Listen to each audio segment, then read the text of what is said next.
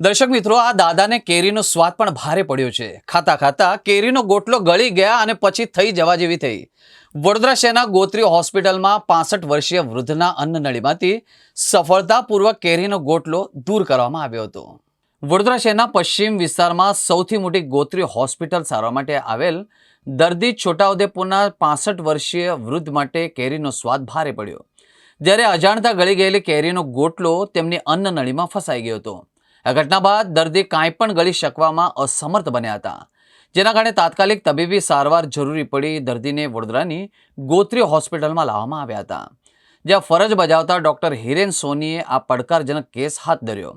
Doctor Hiren સોનીએ કોઈપણ પ્રકારના ચીરા કે ટાંકા વગર એન્ડોસ્કોપી પદ્ધતિથી ઉપયોગ કરીને અન્નનળીમાં ફસાયેલા કેરીના ગોટલાને સફળતાપૂર્વક બહાર કાઢ્યો હતો. આ પ્રક્રિયા દર્દી માટે પીડાકારક અને અત્યંત સફળ રહી હતી.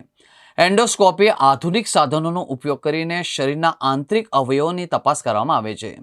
ડૉક્ટર હિરેન સોનીની કુશળતા અને આધુનિક તબીબી ટેકનોલોજીના સમન્વયથી વૃદ્ધ દર્દીને નવજીવન મળ્યું હતું.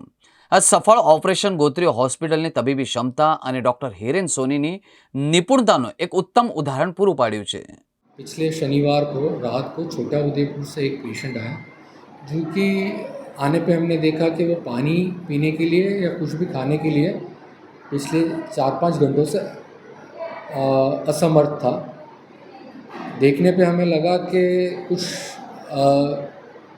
अन्नड़ी में या जो खाने की नली है उसमें कुछ गड़बड़ है, और पेशेंट ने भी बताया कि वो आम चूस रहा था तो उसका जो बीज होता है या गोटला बोलते हैं हम, वो निगल गया. हमने पेशेंट का एक्सरे और सीटी स्कैन दोनों ही करवाया. तो सीटी स्कैन में हमें देखने को मिला कि जो खाने की नली होती है उसके बीच वाले हिस्से में आम का बीज अटक गया था, जो ना ऊपर जा रहा था जो ना नीचे जा रहा था, और उसकी वजह से पूरी अन्न नली बंद हो गई थी, जिसकी वजह से पेशेंट कुछ भी खा पी नहीं रहा था.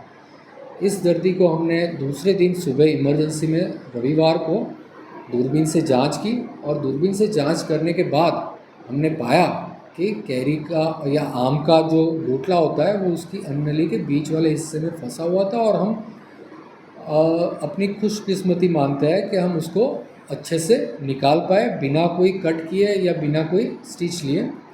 और निकालने के बाद पेशेंट तुरंत होश में आ जाने के बाद 4 घंटे के बाद सब कुछ खा पी रहा था, और दूसरे दिन हम ऑब्जर्वेशन के बाद उसको छुट्टी भी दे पाए.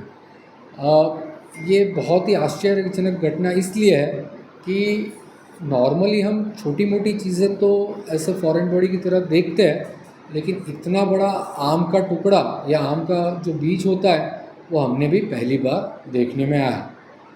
शायद पेशेंट को बिल्कुल दांत नहीं होने की वजह से और कहीं ध्यान भटक जाने की वजह से भी ये ऐसा हो सकता है, लेकिन ऐसा हमें भी पहली बार देखने को मिला, और ये एक आश्चर्यजनक घटना थी, और हम पेशेंट की मदद कर पाए, इसलिए हम काफ़ी